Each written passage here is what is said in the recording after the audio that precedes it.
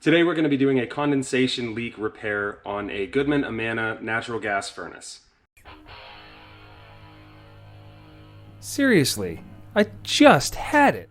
Here's the unit we're dealing with. It's a natural gas unit and it is leaking from the bottom left here. I'm assuming that depending on your situation, it's probably going to be leaking from one of the corners. The first thing that we'll want to do whenever we're working on this is to cut power to the unit. A lot of times you'll have a cutoff switch along the side that is mounted.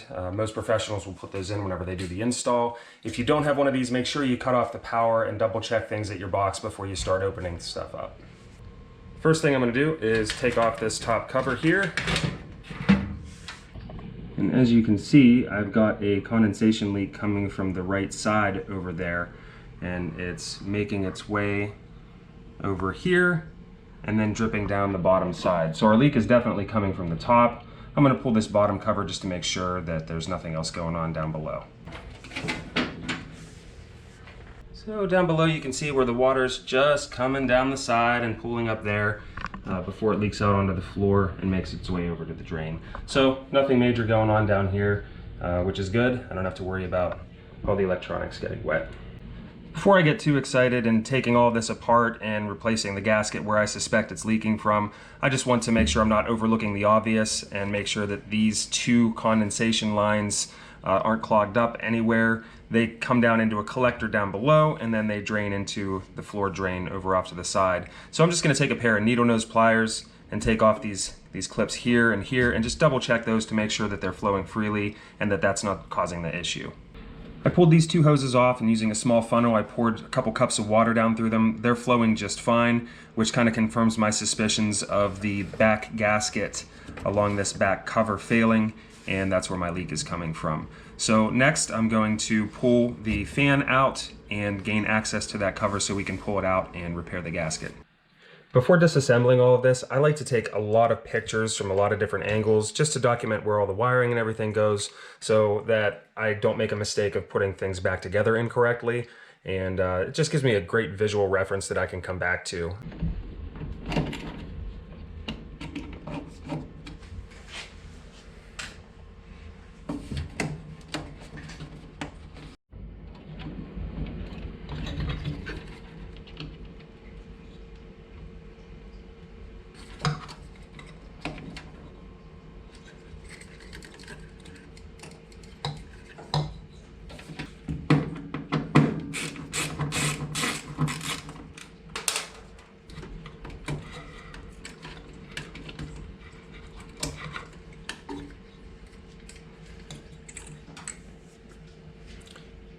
Now I've got all the wiring disconnected. These guys are obviously keyed. They go into the harness over here behind the gas regulator. So now that I have all the wires disconnected, I can undo these again and pull this coupler off, and then there are several screws that hold the motor on, the fan motor on. So we're going to pull all those off and then pull the motor out.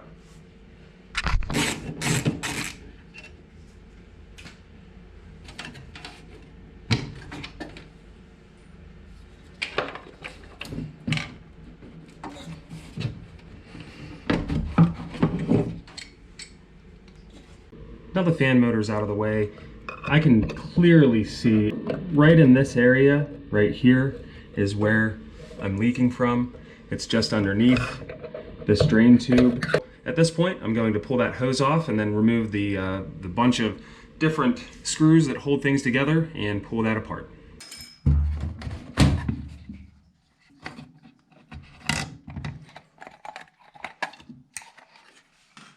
As you can see, I've removed the coupler in through here just to give myself a little bit more working room and access to the gasket along the side here.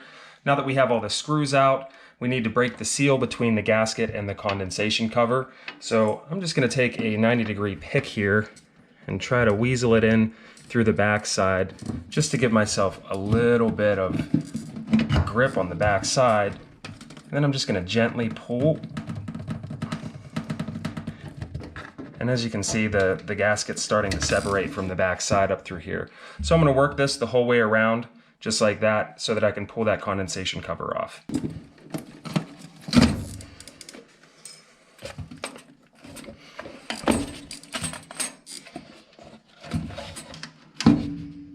As you can see, the gasket actually came the whole way off along with the cover, which is going to be great because that'll make things a lot easier to clean up any excess gasket material around the outside before we go to put things back together. If you do have excess gasket material left around here, you'll have to take a putty knife and scrape it off and get this just good and clean so that whenever you go to put things back together, you have a good contact area that's nice and clean. Taking a closer look at the gasket where the leak was coming through, you can see the dampness and the dryness here and here. It's all wet in through this area right here, and it's dry here, which tells me the gasket failed right along in this area here, and the water just, instead of going through the drain, took the path of least resistance and dripped right out through the gasket. So what we're going to do now is pull this gasket off the whole way around and get this good and cleaned up so that we can prep it and repair it and put it back together.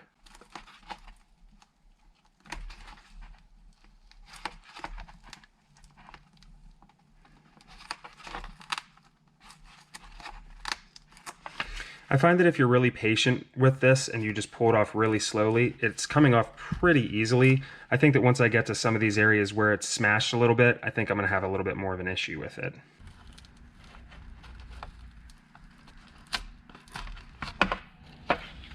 Okay, now we can throw that away.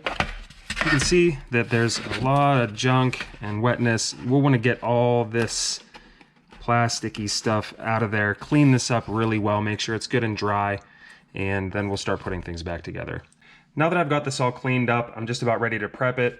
I did scrape off and wipe off all the goopy stuff that was around the outer portion of this shield, and I'm just going to take a little bit of rubbing alcohol and water and just go over this just to make sure there aren't any oils or contaminants around the outer portion where we're going to make that good clean seal to the furnace itself. All right, we're all set. I'm going to let this air dry while I prep the other surface on the furnace. As you can see here, there's a lot of remaining gasket material along the outside. We want to get rid of all of this completely so that we have a nice clean surface in which to adhere our new gasket onto that surface. As you can see, I've got most of the gasket material off here. There's just kind of tiny little remnants here and there. No big deal. So I'm going to do the same thing that I did with the cover, and I'm just going to spray a little bit of isopropyl alcohol onto a clean paper towel and just go over it and make sure that I don't have any contaminants along the outer portion where our new gasket is going to be. Now that I've got both surfaces good and clean, I'm going to actually be making my own gasket using clear RTV silicone by Permatex. You can buy this at any local auto parts store. And what I'm going to do is I'm going to put a 1/4 inch bead the whole way around here, just being extra careful to make sure I get over the screw holes and make sure that whenever I press it against the side, it really squeezes and adheres. And then during installation, I'm going to tighten up just by hand a few of the bolts on the outside, and then start everything else in by hand and just snug it up. And then I'm going to give it about 30 minutes to set a little bit, and then I'm going to come back and I'm going to finish kind of torquing them down, so to speak. Just to give you an idea of how thick I put this on there, I did put it on pretty darn thick. I just want to make sure that I'm only doing this once. The reason that I'm using silicone and not an actual gasket is because it's very hard to source these for whatever reason. Even though this furnace is only like 6 or 7 years old, I had a really hard time sourcing it even with a proper model number, and this is a great alternative. It might cost you $6 or $7 for a tube of silicone at Advanced Auto Parts or wherever, and it's just a very economical solution to this problem. Another thing of note is I've placed the silicone directly over top of the screw holes, and the reason I'm doing that is that's just another area potentially for this to leak. You can see how the old screws, the gasket material stuck to them. I'll clean those off before I go ahead and put them back in, but it's just another potential failure point. So I just wanted to make sure that I'm going the whole way across and I've got plenty of silicone on there because I only want to do this once. Again, I'm just getting these started in by hand, and I'll go through and I'll snug them up and not completely tighten them down, and then I'll give it about 30 minutes to let the silicone start to set before I come down and actually snug them down the rest of the way, just to ensure that I've got a really good seal. When you go to snug these down, you'll notice that a little bit of silicone will just squeeze out of the side, and that lets you know that you're good and snug. So you just want to tighten it up until that you see that silicone start to squeeze out of the sides, just like that. That'll tell you that it's good and tight in there, or snug for now, and you want to do that the whole way around, and then, like I said, give it a half an hour and then come back and then snug them down.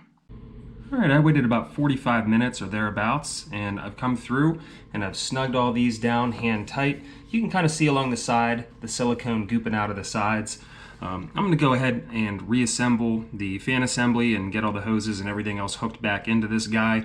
But I'm going to wait probably another hour or two before I fire it, just to make sure that everything's on the up and up and nothing else is leaking, and to also give that silicone a little bit more time to cure.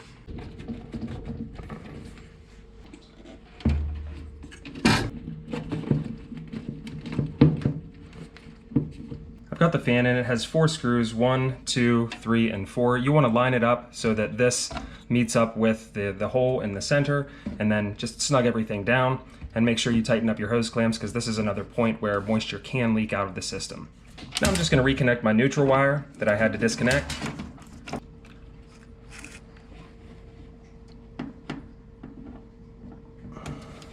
And of course, get my power wires rerouted back over to where they connect in over here. Now that I've got the motor situated, I'm going to take this unit and just put it back to where it goes, keeping in mind that this little vacuum line needs to go right in through there. I did notice that this was kinked a little bit, so I'm going to try to reroute that in a fashion to where it won't get kinked up prior to reinstalling.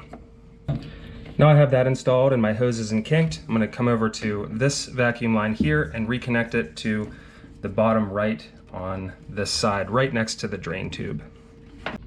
Another thing to keep in mind is this does spin whenever the motor is running, and all these loose wires over here do get zip tied up over to the side just to keep them out of the way of this guy right here. I did have to remove a zip tie over here in order to disconnect the wires.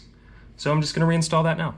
At this point, all of our wires and drain tubes and everything and vacuum lines are all connected and put back together. There's nothing at risk of hitting the moving and mechanical portions of the fan. And then we'll put our covers back on and we should be good to go. Well, that should do it for us. What I'm going to do is I'm going to let this sit for another probably 3 or 4 hours before I turn the power back on over here and run the system, just to give the silicone the opportunity to cure and make sure that I'm not getting any moisture on the back side of that seal and ruining the brand new seal that we just put in. And once I do that, it'll cycle probably, several times throughout the evening, and then tomorrow I will pull this upper cover back off just to verify that there isn't any moisture on the inside of the unit. Okay, it is the day after, and I'm just going to pull this cover off just to verify that I have no more condensation leaks on the interior of the unit. And it is dry as a bone down in through there. Yep, dry as can be. Perfect. It worked. Thanks so much for watching. I hope this video helped you out. Please like and subscribe so you don't miss out on future content, and we'll see you in the next one.